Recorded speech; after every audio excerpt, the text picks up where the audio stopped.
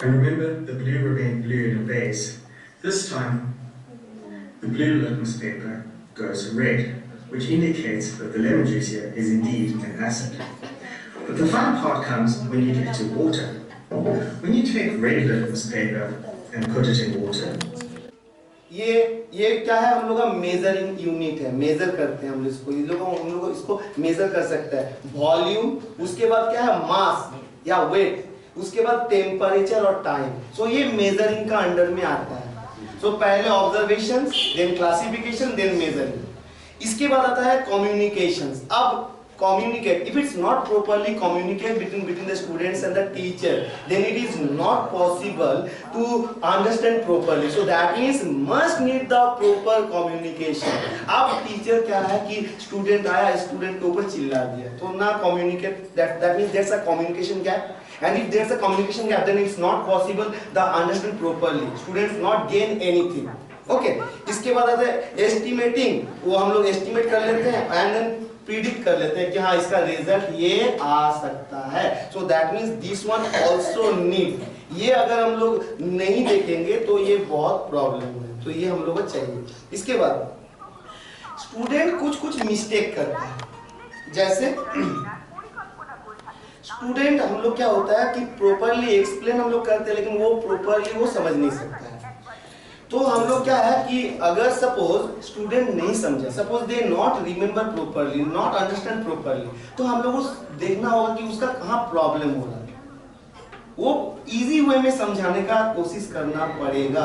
जैसे वो, क्योंकि स्टूडेंट मिस्टेक करेगा, स्टूडेंट मिस्टेक करता है और वो मिस्टेक को पहले हम लोग को ऑब्जर्व करना है कि हाँ मिस्टेक कहाँ किया, फिर उसको इजी वर्ड में, ऐसे नहीं कि हम पूरा मींस एकदम आउट ऑफ वर्ड बेसिस में चल जाए, वैसे नहीं, इजी वर्ड में जैसे स्टूडेंट समझ सके। उसके बाद कभी भी कोई भी स्टूडेंट को डल स्टूडेंट बोल के ट्रीट नहीं करना चाहिए। अगर हम लोग ऐसे ट्रीट करते हैं तो वो स्टूडेंट कभी आपके साथ फैमिलियर नहीं होगा और वो स्टूडेंट आपसे जो प्रॉब्लम है, may be they not means clear about one topic of the science, but suppose आप उसके ऊपर चिल्ला दिए, तो वो क्या पॉसिबल है कि नेक्स्ट टाइम अगर उसको कभी कोई प्रॉब्लम आए तो वो आपके पास आए और आके पूछे? नो। अगर नहीं पूछेगा तो उसका वो क्या क्लियर होगा? नहीं। तो इसीलिए क्या होता है, कभी भी उसको ट्रीट नहीं करना चाहिए एज ए डल स्टूडेंट। उसके बाद क्या होता है, हम लोग देखते हैं suppose may be the students they write down the wrong answer. हम लोग क्या करते हैं, बहुत समय वो आंसर को लेके ट्रोल करते हैं, मतलब उसको सब स्टूडेंट के सामने उसको डांट देते हैं या उसके बारे में बोलते हैं कि आप ऐसे क्यों लिखा। Okay, it is really wrong, ये कभी भी नहीं होना चाहिए। May be suppose they not write down the answer, not write down the proper answer, they write down the mistake।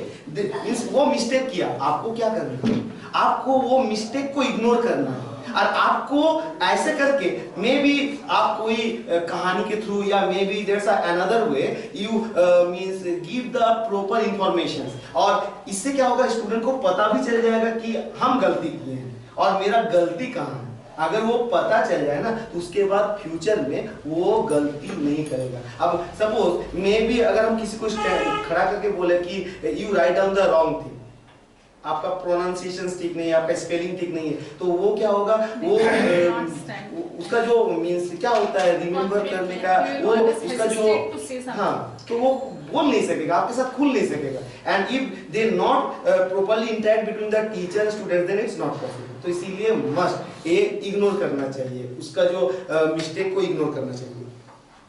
अब कैसे करेंगे, तो हम लोग को पहले उसके बारे में, जैसे डॉक्टर लोग डायग्नोसिस करता है ना, तो हम लोग को डायग्नोसिस करना चाहिए कि प्रॉब्लम कहाँ है। पहले स्टूडेंट को हम, हो सकता है कि हम कोई भी हमको लग रहा है कि मे बी कि ये student suppose may be the students of D they not means learn properly, तो हम क्या कि कोई भी एक वो चीज लर्न करने दे दिए क्लास में। अब फिर सबसे पूछे, हम देखें कि वो दे नॉट रिमेम्बर प्रॉपर्ली, तो क्यों नहीं रिमेम्बर कर सका? मे बी वो कोई टेंस में उसका हो सकता है कि घर में कोई प्रॉब्लम हुआ है या कोई, तो इसके कारण, या उसका रिमेम्बर जल्दी नहीं होता है। तो हमको बोलना चाहिए कि suppose you not remember only one single time, so you must learn and then write down in copy, so it's easy to remember. तो अगर हम लोग ऐसे करते हैं तो ये मीन्स स्टूडेंट के लिए भी बहुत अच्छा होगा। और ये इसमें क्या रेमेडी क्या है कि error should not point the error, कभी भी प्रॉपर्ली पॉइंट नहीं करना चाहिए। अगर हम लोग पॉइंट करते हैं, अगर स्टूडेंट को रियलाइज होता है कि नहीं मेरा गलती हुआ है, ये हुआ, तो अगर हम लोग पॉइंट करके उसको बोलते हैं तो वो फ्यूचर में वो डिमोटिवेट होगा। आज हम लोग का ये मोटिव नहीं है कि कोई भी स्टूडेंट को डीमोटिवेट करना, हम लोग का मोटिव है कि स्टूडेंट को और एनकरेज करना कि वो ज़्यादा से ज़्यादा पार्टिसिपेट करे, ज़्यादा से ज़्यादा रिमेम्बर उसका हो, वो बहुत इजीली उसको लर्न कर ले। ओके, सो अब अगर हम लोग देखते हैं criteria for ideal science curriculum. Science curriculum के लिए जो means ideals means science curriculums होता है, उसके लिए पहला होता है cognitive, then content, then process, then ethical, then environmental and historical. ये जो मींस चीज है ये मस्ट नीड। अब कॉग्निटिव मींस अगर हम लोग देखते हैं कि कोई भी टॉपिक है, सपोज यहाँ कौन कौन टीचर है जो आपका जूनियर सेक्शन और सीनियर सेक्शन में भी क्लास लेते हैं? Okay ma'am. सो अगर आप जूनियर सेक्शन में जाते हैं, अगर कोई सेम टॉपिक है उसको आज जो सीनियर सेक्शन है उसको सेम समझाते हैं? The level is little bit different. हाँ, मतलब अगर सपोज कोई स्टूडेंट मींस टीचर जो फोटोसिंथेसिस पढ़ा रहे हैं, अगर वो जूनियर सेक्शन में फोटोसिंथेसिस पढ़ाएंगे और सीनियर सेक्शंस में फोटोसिंथेसिस पढ़ाएंगे तो दोनों का कंटेंट सेम नहीं होगा, कभी नहीं हो सकता है, क्योंकि हम लोगों को पहले जानना पड़ेगा कि हाँ ये इसका कंटेंट, ये हम कौन स्टूडेंट को पढ़ा रहे हैं। जैसे कि यूनिवर्सिटी ग्रामेटिकल कुछ पढ़ाते हैं, नाउन प्रोनाउन, हाँ, सिर्फ डेफिनेशन, हाँ, लेकिन सीनियर क्लासेस में उसको क्लासिफाई करना पड़ता है उसका। हाँ, तो ये क्या होता है कि हाँ यस, जैसे वो लर्नर जो है ना उसको उसके पास पहुंचे, ऐसे नहीं कि पास पहुंचे फिर बहुत अच्छा होगा, दोनों में क्या होगा कम्युनिकेशन ठीक रहेगा। और इससे क्या होगा हाँ यस, इससे क्या होगा आस्ते आस्ते देखिएगा कि जो स्टूडेंट होता है विक आस्ते आस्ते डेवलप हो जाएगा। तो क्या होगा इससे बहुत अच्छा होगा। कंटेंट, कोई भी अगर कंटेंट रहता है कैरिकुलम में तो उसमें एरर नहीं होना चाहिए। अगर एरर रहता है सो that means it is wrong. तो ये किसका रिस्पॉन्सिबिलिटी है? टीचर का।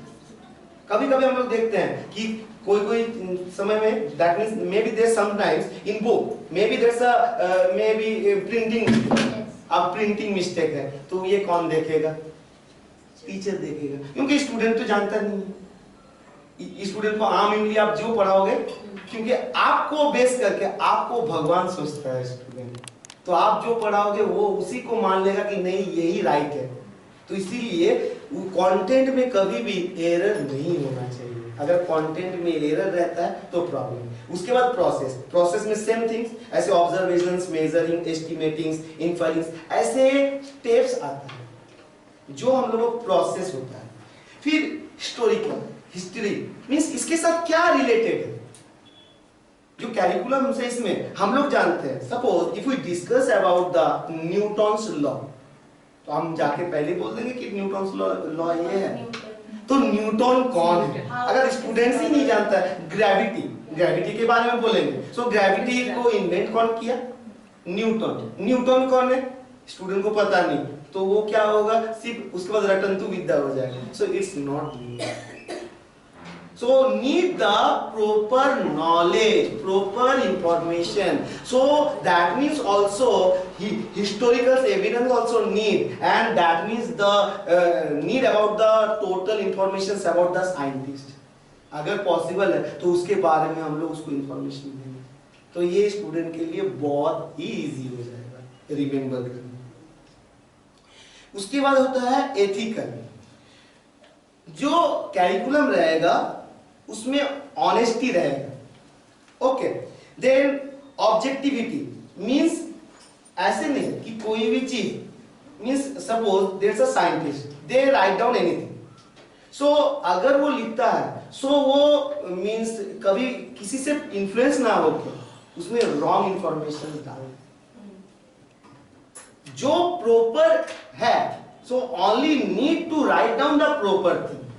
अगर वो प्रॉपर थिंग लिखता है तो वो फ्यूचर के लिए, स्टूडेंट के लिए mainly it's beneficial for the student, student के लिए बेनिफिशियल। और कोऑपरेशन भी होना चाहिए। देन फ्रीडम फ्रॉम फियर, उसमें कोई भी जैसे डर से कर दिया ऐसे भी नहीं होना चाहिए। और अंधविश्वास जो होता है ना वो प्रिजुडिस से भी मतलब नहीं होना चाहिए। हम लोग जानते हैं कि हम लोग का साथ मीन्स ये जो अंधविश्वास है वो जुड़ा हुआ है। कोई एक दो को बोली तो अंधविश्वास, black cat cross the path. हाँ सर, जो बच्चों को डराया जाता है बोलिए बचपन से कि किसी भी फल का बीज खा लोगे तो फिर गाछ निकलना शुरू हो जाएगा। तो ये हम अपना एक्सपीरियंस बोल रहे हैं। हम लोग जब छोटे में जब सोते नहीं थे तो दादी लोग बोलती थी कि भूत आ जाएगा, इतना बड़ा बड़ा दांत है। ये उनका जो ब्रेन में वो कोई चीज ऐसे बैठ जाए कि उसको फ्यूचर में निकालने में प्रॉब्लम है। तो इसीलिए ये सब हम लोगों को बहुत अच्छा से जानना पड़ेगा। इसके बाद आज का दिन में एनवायरनमेंट जो है ये सब में घुसा हुआ है, साइंस में भी तो घुसा हुआ है। तो ये भी हम लोगों मस्ट नीड, इसके बारे में भी हम लोगों को जानना चाहिए क्योंकि क्या है एनवायरनमेंट, क्यों साइंस के साथ इंपॉर्टेंस है। आज का दिन में साइंस और एनवायरनमेंट ये दोनों एक दूसरे के साथ, क्योंकि due to the science may be change the environment, for the environment always change the science. तो ये हम लोगों को जानना मस्ट। तो ये सब अगर हम लोग जानते हैं तो ये हम लोग के लिए बहुत इजी होगा। इसके बाद इक्विटी, दैट मीन्स न्याय। हम लोग देखते हैं बहुत समय ऐसे आप लोग में भी रियलाइज किए हैं या आप लोग जब पढ़ते थे तब भी हो सकता है कि रियलाइज किए हैं कि कभी कभी हम लोग मीन्स जो सर लोग आते थे, मैं भी नहीं बोलना चाहिए फिर भी बोल रहे कि कभी भी कोई टीचर क्या होता है कि गर्ल्स को ज्यादा प्रेफर करता है या बॉयज को ज्यादा प्रेफर करता है, गर्ल्स को नहीं। तो ये क्या उचित है? अगर ऐसा होता है तो ये बहुत खराब है। कभी भी प्रेफरेंस नहीं होना चाहिए। अगर आपका स्टूडेंट है that means it's your student. आपका ये दायित्व है कि you give the proper information to everyone because they are the child. Yes, वो क्या है कि ये गर्ल्स हो बॉयज हो, अगर ये गर्ल्स है बॉयज है इसमें, या अगर वो रिच, अगर हम लोग क्या देखते हैं कि ये बड़ा मींस बहुत रिच फैमिली से बिलोंग करता है उसको अच्छा से ट्रीट करेंगे, ये पोर फैमिली से बिलोंग करता है उसको अच्छा से ट्रीट नहीं करेंगे। हाँ, तो ये नहीं होना चाहिए। इसके बाद हम लोग क्या देखते हैं कि कभी कभी रिलीजियन बेसिस में, तो रिलीजियन बेसिस में भी नहीं कि हाँ ये फलना धर्म से आता है इसको ऐसे ट्रीट करो, ये फलना, ये भी नहीं होना चाहिए because you are the teacher. Teacher का कोई धर्म नहीं होता। अगर टीचर धर्म देख ले तो वो टीचर नहीं है। ये कभी नहीं होना चाहिए कि टीचर में धर्म घुस जाए। धर्म एक ही धर्म होना चाहिए, टीचिंग। हाँ, टीचिंग, गुड। सो टीचिंग होना चाहिए। आपके पास जो है आप दो, क्योंकि एक ही चीज होता है जो देने से बढ़ता है, ज्ञान। अगर आप दोगे तो बढ़ेगा। Okay, then body colour. हम लोग क्या देखते हैं कभी कभी क्लास में चले गए, क्लास में जाते हैं, कोई सपोज गोरा है, ओके, सो उसको अलग ट्रीट करते हैं। मे बी कोई सांवला है उसको अलग ट्रीट करते हैं। जैसे हम, मेरा अपना पर्सनल एक्सपीरियंस बोल रहे हैं, ठीक है, कि हम बायो का टीचर है, तो बायो का टीचर है तो हम क्लास में पढ़ाते हैं। तो क्लास में जब पढ़ाते हैं तो उसमें जीन आता है, हेरिडिटी इवोल्यूशन, तो जीन आता है।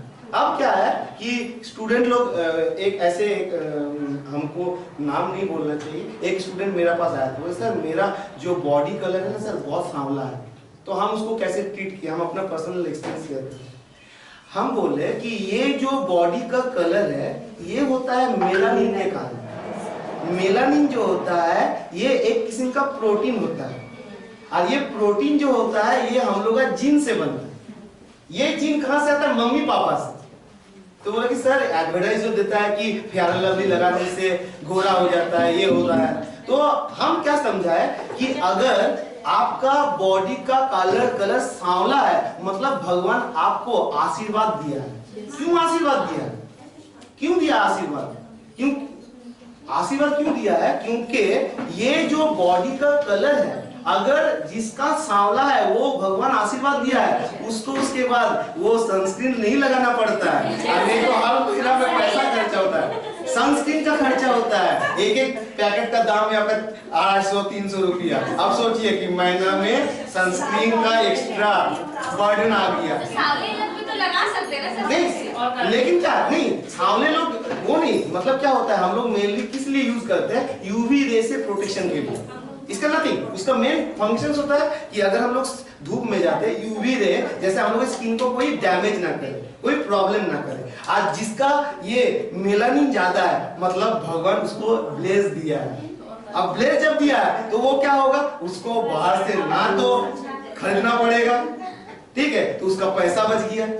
अब क्या होता है कि टीवी में दिखाता है कि ये लगाने से ये हो जाएगा, कुछ नहीं, क्योंकि वो जीन से आता है। तब तो मेरा मम्मी पापा को चेंज करना पड़ेगा, तो हम चेंज कर देता। आप लोग कभी कभी ये देखे भी नहीं हो कि कभी भी जो फॉरेनर में जो देखिएगा कि जो सांवला होता है वो कभी भी सनबाथ लेता है? कभी नहीं लेता है, क्योंकि स्किन जो है ना, स्किन डिजीज मैक्सिमम जिसका होता है वो होता है जो गोरा होता है। मेलानिन जिसमें कम होता है उसका स्किन डिजीज ज्यादा होता है। अब मेलानिन जिसमें ज्यादा होता है वो स्किन डिजीज कम। अब अगर हम स्टूडेंट को समझाए तो उसके बाद सब कोई क्या सोचेगा कि नहीं, मेरा जो बॉडी का कलर है, मतलब हम सांवला है तो मेरे को भगवान प्लेस दिया है। तो ये सही है। एज ए बायोलॉजी टीचर हमको समझाना है, ना कि वो उसका मन में घुस जाए कि नहीं हम सांवला है तो हम सांवला है। तो मतलब आप सांवला हो, ये आपका ऊपर वाला का ब्लेस है। सर ये गोरों को डेमोलाइज नहीं, डेमोलाइज नहीं, डेमोलाइज नहीं, ये मम्मी पापा वो तो डेमोलाइज बहुत पहले किया था। ये डेमोलाइज नहीं है, ये सिर्फ समझे। जैसे ऐसे कोई होता क्या, कोई लंबा कोई नाटा, अब ये लंबा नाटा भी टीवी में दिखाता है कि आप कॉम्प्लान पियो तो आप लंबा हो जाओगे, तो ये पॉसिबल है ही नहीं है। अब ये सेम चीज, इसमें आपका जो हार्मोन होता है ना, ये हार्मोन के लिए रिस्पॉन्सिबल है। अब हार्मोन जो होता है ग्रोथ हार्मोन, ये ग्रोथ हार्मोन आता है फिर से सेम जीन, कोई पार्टिकुलर जीन उसके लिए रिस्पॉन्सिबल है।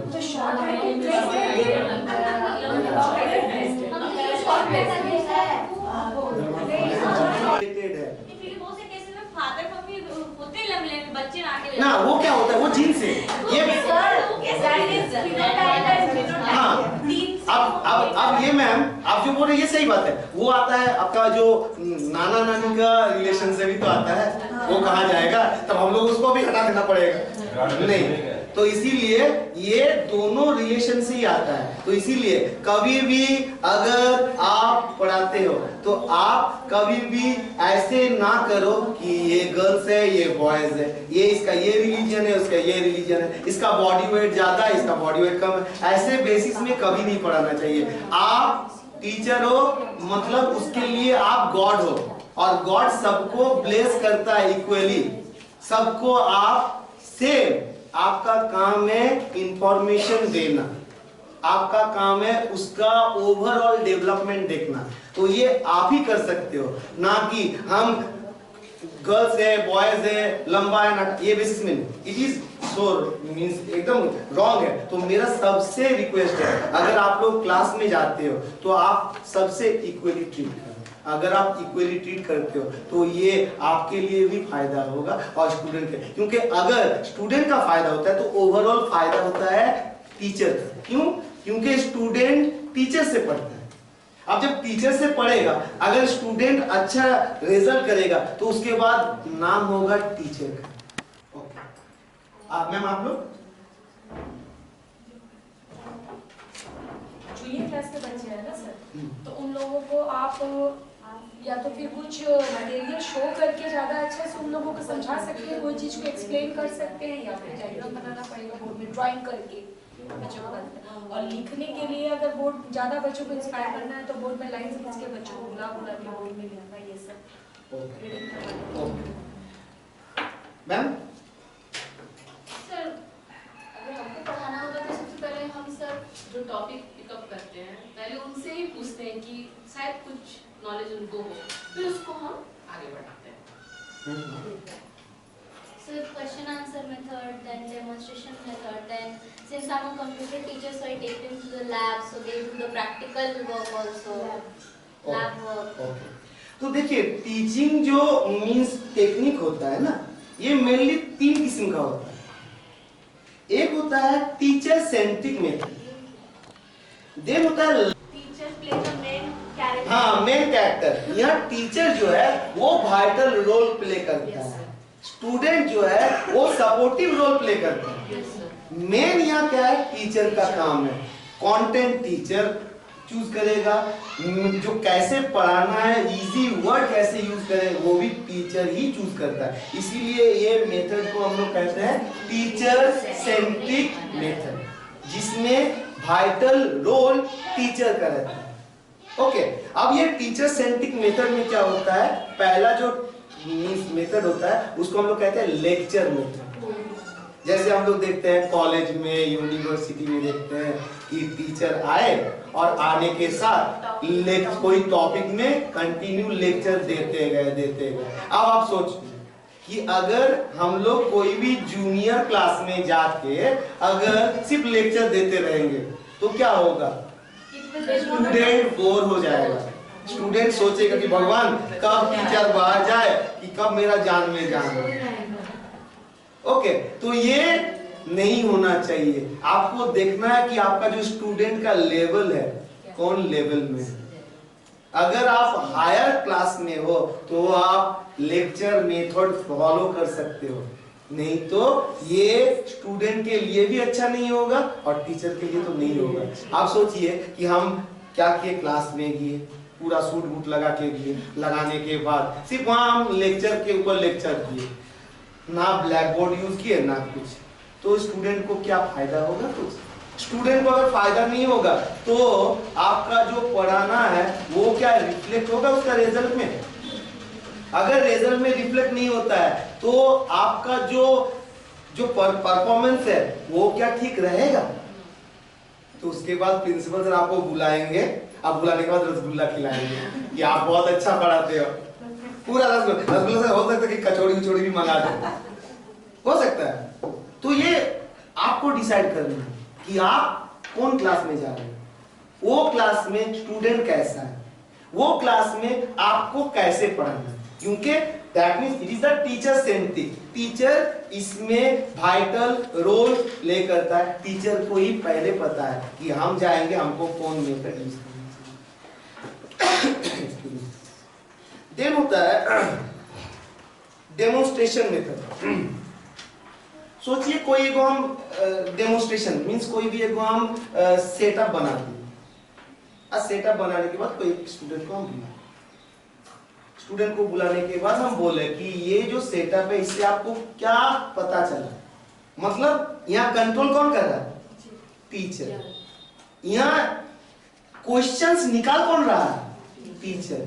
मतलब you have the knowledge, so teacher know how to means choose the knowledge from you। आपसे कैसे वो उसका जो नॉलेज है प्रॉपर्ली बढ़ जाए। ओके, लास्ट एक आता है वो होता है लैबोरेटरी मेथड। हम लोग जानते हैं कि टीचर जो स्टूडेंट जो होता है वो लैब में बहुत ज्यादा एक्साइटेड बहुत ज्यादा रहता है। अब एक्साइटेड जब रहते हैं तो वो जैसे अभी हम लोग जो वीडियो में हम लोग देखे कॉपर सल्फेट। सो कॉपर सल्फेट इसमें क्या होता है, Cu plus Fe plus CuSO4, सो FeSO4 प्लस Cu। ओके, सो ये आप लोग थोड़ा पहले वीडियो में देखें कि हाँ ये आयरन नेल यूज किया, इसके बाद कॉपर सल्फेट जो यूज किया, इसके बाद क्या बना, फेरस सल्फेट और कॉपर। सो ये जो कॉपर है, आप लोग और एक चीज देखें कि उसमें क्या है, आयरन नेल के ऊपर में वो लग गया था। अब हम लोग क्या किए कि स्टूडेंट को लेके गए लैब में, हमको पढ़ाना है कि प्रोसेस जैसे केमिकल्स रिएक्शंस में आपका देखिएगा कि एक प्रोसेस होता है जिसमें होता है कि एक एलिमेंट दूसरा एलिमेंट से क्या होता है, मींस ये प्रेसिपिटेट रिएक्शंस भी बोल सकते हैं, या एक एलिमेंट दूसरा एलिमेंट से रिप्लेस हो जाता है, डिस्प्लेसमेंट जिसको हम लोग कहते हैं।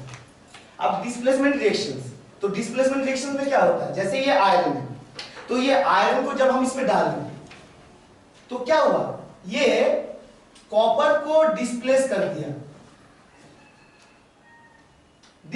दिया और ये कॉपर कहां आ गया, अलग हो गया। अब हम लोग कैसे, जैसे हम कैसे समझाते हैं, जैसे हम बोले कि बाबू ये हम है, ओके, पहले केमिकल रिएक्शंस कराए तो फिर हम क्या बोले कि बाबू ये हम है और ये क्या है, आप हो और ये आपका पापा है, आप पढ़ नहीं रहे हो, तो हम क्या किए, आपका घर किए।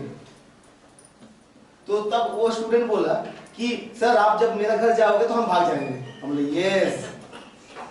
अब तुम भाग गया तो तुम कहां से भागा, पापा के साथ था, तुम पापा से भाग गया। तो अब देखो जब तुम पापा से भाग जाओगे तो हम क्या, पापा से हम भी चले जाएंगे, नहीं, हम वहां जाके बैठेंगे पापा के साथ, तो ये हम है।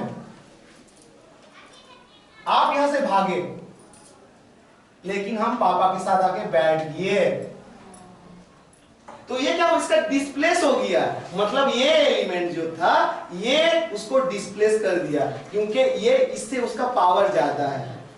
अगर हम लोग रेडियो एक्टिविटी, हम लोग केमिकल सीरीज देखते हैं ना, ओके, रिएक्टिविटी सीरीज, तो ये इससे पावरफुल, हम बोले कि हम तुमसे ज्यादा पावरफुल है, हम टीचर है, तुम स्टूडेंट हो, तो इसलिए तुम भाग गया। तो ऐसे अगर हम लोग समझाएंगे, वो पहले वो पूरा प्रोसेस कर लिया, करने के बाद अगर हम लोग ऐसे समझाएंगे तो उसके बाद उसको ये जो प्रोसेस है ये क्या और कभी भी प्रॉब्लम होगा, तो ये इजीली, बहुत इजीली वो समझ आ जाएगा। और इसके बाद इसका रिलेटेड अगर और कोई भी अगर हम लोग चीज देते हैं तो वो बहुत इजीली उसको रिमेम्बर कर देगा। ओके, तो इसमें हम चूज किए कि हमको क्या पढ़ाना है, हम उसको टाइमिंग भी सेट कर दिए कि किसको बुलाना है, हम उसके बाद कितना टाइम के लिए रहेगा, क्या रहेगा, कंटेंट क्या रहेगा, क्या केमिकल सब्सटेंस रहेगा, हम टोटल बोल दिए। ये कहाँ हुआ, ये चीज कहाँ करवाया, टीचर किया, कहाँ करवाया, लैब में। तो ये लैब में कराया, इसीलिए इसको हम लोग कहते हैं लैबोरेटरी में। लैबोरेटरी में हुआ लेकिन टीचर से हुआ, प्रैक्टिकली हुआ। तो ये क्या होगा, ये एक तो नॉलेज बढ़ा, उसके बाद प्रॉपर नॉलेज बढ़ा, और कभी ये भूलेगा नहीं। जैसे हम लोग देखते हैं कि कोई भी खाना बनाते हैं, जैसे अगर आप लोग ये नहीं कि हम लोग सिर्फ लेडीज को बोल रहे हैं, जेंट्स भी बनाता है, तो आप लेडीज लोग बनाते हो तो पहले एक बार हो सकता है कि आप नहीं बनाते, फिर बार बार अगर करोगे तो वो तो इजीली हो जाएगा और वो एकदम ब्रेन में छप जाता है। So this one is known as the teacher centric method and it's are known as the laboratory method. Clear? तो पहला जो था लेक्चर मेथड, सेकंड नंबर में क्या बोले, डेमोन्स्ट्रेशन मेथड, थर्ड में क्या बोले, लेक्चर कम डेमोन्स्ट्रेशन मेथड, और फोर्थ में लैबोरेटरी। अब ये तो चूज करना है टीचर कि हम कौन क्लास में जा रहे हैं, कैसा स्टूडेंट है, क्या कराना होगा, कैसे कराना होगा, ये आप स्वतंत्र हो, तो इसके लिए आपको देखना पड़ेगा। हाँ, अब ये नहीं, हाँ, एक इसमें क्या होता है, इसमें जैसे लेबोरेटरी मेथड में हम लोग जानते हैं कि केमिस्ट्री लैब जो होता है बहुत बड़ा, वाइटल, बहुत डेंजरस होता है, इसमें एसिड रहता है, तो इसीलिए जब भी लेबोरेटरी मेथड हम लोग यूज करते हैं तो उसमें टीचर को बहुत ज्यादा एक्टिव होना चाहिए। अगर टीचर एक्टिव नहीं रहता, या फिजिक्स का लैब में जहाँ करंट रिलेटेड होता है, या सपोज बायोलॉजी लैब में जहाँ नाइफ यूज होता है, तो वो सब जगह में टीचर को बहुत ज्यादा एक्टिव रहना पड़ेगा, नहीं तो क्या होगा, may be something wrong thing happen. तो इसीलिए उसके लिए टीचर को पहले से एकदम जानना चाहिए कि हमको क्या करना है, कैसे करना है, और कैसे हम ये सब चीज को फॉलो करें। सबको क्लियर? नेक्स्ट आता है आपका learner centric method. Learner centric method क्या, जिसमें मेनली जो लर्नर है, हाँ स्टूडेंट, यहाँ लर्नर मतलब होगी स्टूडेंट, तो student mainly vital role play करेगा। स्टूडेंट के साथ सपोर्टिव रोल में, जैसे हम लोग एक्टिव वॉइस पैसिव वॉइस नहीं दिखते हैं, तो ऐसे इसमें क्या होता है, इसमें जो लर्नर है वो मेन वाइटल रोल प्ले करेगा और सपोर्टिव में रहेगा टीचर। जैसे पहला इसका मेथड जो है हॉस्टिक मेथड, हॉस्टिक मतलब खोजना, खोजबीन, मींस टू रिसर्च।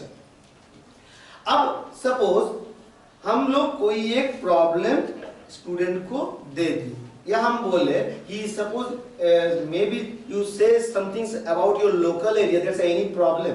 अगर हम बोलते हैं, मैम आपसे ही पूछते हैं, जैसे suppose you are the student, okay mind नहीं कीजिएगा, आप टीचर हैं, आपको ऐसे बोल रहे, ठीक। सो सोचिए कि आप स्टूडेंट हैं, आप बोलिए कि आपका लोकल एरिया में रोड सही नहीं है, गार्बेज का कोई प्रॉब्लम है, वो भी जैसा जो बच्चे ऑब्जर्व किया वही बोलेगा। हाँ नहीं, ठीक, ओके, बहुत अच्छा। अब सोचिए कि करंट का जो प्रॉब्लम है वो तो हो सकता है कि कोई कारण से फॉल्ट है या स्विच का फॉल्ट है या कुछ है। अगर सोचिए कि okay And soil may be polluted and infertile, and Air smells, may- bad smell, Okay. and it will pollute the air also. अब मैम आप चलो, जैसे मैम बोल कि इससे ये प्रॉब्लम होता है, आप प्रॉब्लम सॉल्व कैसे करेंगे?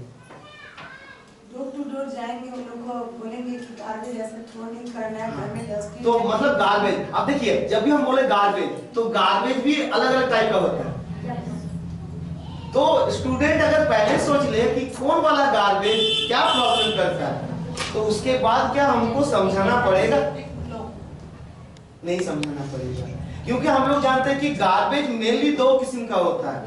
एक जो माइक्रो ऑर्गेनिज्म से डिग्रेड होता है। कैसे समझाएंगे? सोचिए कि आप बोले कि आपका घर में क्या क्या गार्बेज बाबू होता है, वो बोला कि सब्जी का जो छिलका होता है वो होता है, प्लास्टिक है। अब आप बोले कि ये जो प्लास्टिक है या सब्जी का छिलका है, क्या एक ही साथ आप फेंक देते हो? अब वो बोला कि नहीं फेंकते हैं, वो अलग फेंकते हैं। तो वो अलग फेंकते हैं, कहाँ फेंकते हैं?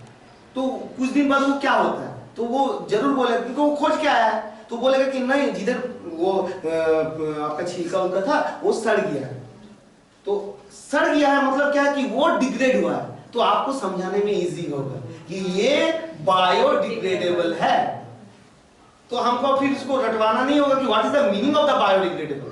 That means those things which are degraded by the microorganisms automatically by the microorganism known as the biodegradable. अब आप बोले कि क्या क्या सड़ सकता है आपका घर से, जो है आपको खोज के आए हो, आप तो पहले से देख के आए हो, आप बोलो आपका घर से जो निकला वो क्या क्या सड़ सकता है। तो वो बोला कि जैसे सब्जी हो गया या कोई भी जानते हैं मैम या जानते हैं सर, कल हम लोगों में चूहा मरा था, फेंक दिए तो कुछ दिन बाद सड़ गया, सो that means it's also biodegradable. तो इसके बाद उसको क्या आपको रटवाना पड़ेगा? Concept clear. Non biodegradable plastic नहीं, तो प्लास्टिक नहीं सड़ा मतलब ये क्या बायोडिग्रेडेबल है? नहीं, तो ये नॉन बायोडिग्रेडेबल। तो ये अगर हम लोग करते हैं तो उसके बाद क्या होगा कि बहुत इजीली जो स्टूडेंट है वो बहुत जल्दी नॉलेज है। प्रोजेक्ट मेथड, अब बहुत कोई को डाउट होता है प्रोजेक्ट और असाइनमेंट स्टेप वाइज होता है, ऐसे नहीं कि कुछ भी लिख दिया, तो टॉपिक वाइज होता है। तो टॉपिक वाइज जैसे यहाँ स्कूल का नेम, स्कूल का नेम के बाद यहाँ एक्नॉलेजमेंट रहता है, एक्नॉलेजमेंट के बाद सर्टिफिकेट रहता है, सर्टिफिकेट के बाद ये एक प्रॉपर वे, उसके बाद हम लोग मींस इंडेक्स रहता है, इंडेक्स के बाद जो टोटल इंफॉर्मेशन होता है वो रहता है, उसके बाद कंक्लूजन्स रहता है, और उसके बाद टीचर रिमार्क। आप इसमें आप एक भी चीज को मिस नहीं कर सकते। अब हम कोई एक स्टूडेंट को एक प्रोजेक्ट बनाने देते कि आप ये प्रोजेक्ट बनाइए, तो इसमें पार्टिसिपेट क्या किया? मेनली वाइटल रोल कौन प्ले किया? स्टूडेंट। टीचर का सिर्फ काम है कि उसको कोई एक प्रोजेक्ट दे दे, ओके प्रोवाइड कर दिया। अब वो जब वो प्रोजेक्ट उसको मिला तो वो प्रोजेक्ट को खोजबीन करेगा। अब जब सर्च करेगा तो जब सर्च करेगा that means they search the thing may be from the book, may B from the local area, may be from the knowledge, may be from the internet.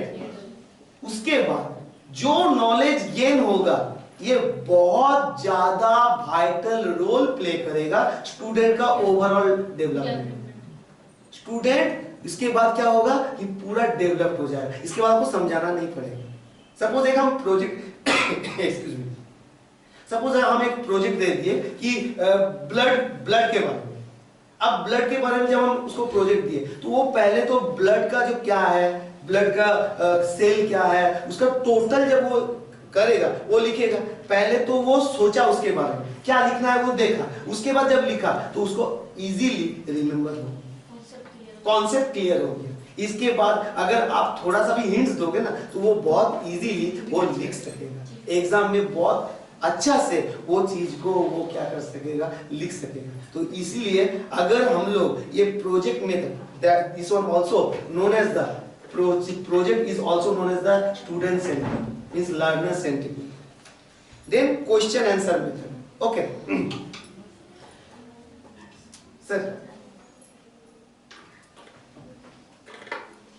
Sir आज आप मिस दही बड़ा खाए। Okay, दही बड़ा। सो जो दही बड़ा है वो दही बड़ा क्या क्या चीज से बना हुआ है? दही से बना। दही कहाँ से लाया? दही घर में ये हुआ था। तो जो घर में हुआ था किस चीज से बना? दूध से। दूध से। कैसे बना है? दही दूध, वो दही में दूध में दही, दूध में दही दिए। सो दैट मींस जोड़न is known as the starter. Okay, so हम लोग दही दिए, दही देने के बाद सर संगे संग बन गया? नहीं, वो टाइम लगता है। टाइम लगा, कितना टाइम लगा? मान के चलिए कि 6 घंटा 8 घंटा। अब देखिए यहाँ टीचर क्या कर रहा है? क्वेश्चन कर रहा है। देखिए आंसर मिला, क्या क्या मिला? पहले हम बोले कि आप दही का बारे में बोले। अब दही किस चीज से बना, आपको आंसर हो गया। दही किस चीज से बना? दूध से। पहला आंसर हो गया। तो इसके बाद क्या हमको समझाना पड़ेगा कि दही किस चीज से बनता है? नो, नहीं बोलना। ओके, नहीं बोलना। उसके बाद सर बोले कि उसमें हम लोग ऐड किए जोड़न। जोड़न that means micro organism starter, उसको ऐड किए। अब बोले कि वो बनने के लिए लगा कितना टाइम लगा? 6 से 8 घंटा। So that means incubation time of the microorganisms to divide. वो जब डिवाइड हुआ तो अब मिल्क था, मिल्क किस में कन्वर्ट हो गया? दही। तो दही मींस लैक्टिक एसिड, तो वो क्या हो गया? फर्मेंटेशन हुआ। अब ये जो है ये